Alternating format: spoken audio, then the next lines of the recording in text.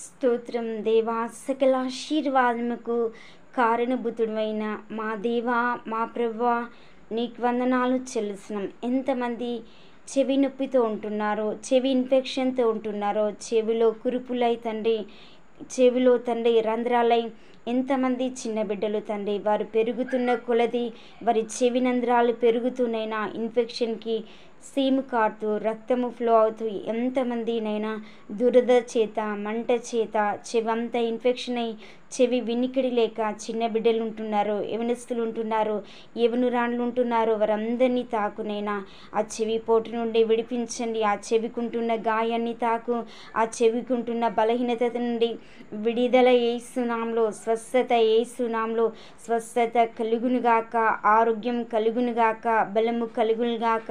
నీ రక్తాన్ని ప్రోక్షించు, నీ ఆత్మని కుమ్మరించునైనా, నీ అగ్నిని కుమ్మరించు. ర్యాసి కందరాలస్యం ధర ఇప్పుడే ఆ చెవి రంధ్రం మూసి వేయబడునుగాక. ఆ చెవి రంధ్రంనైనా అతుకుటకు సహాయం చేయి.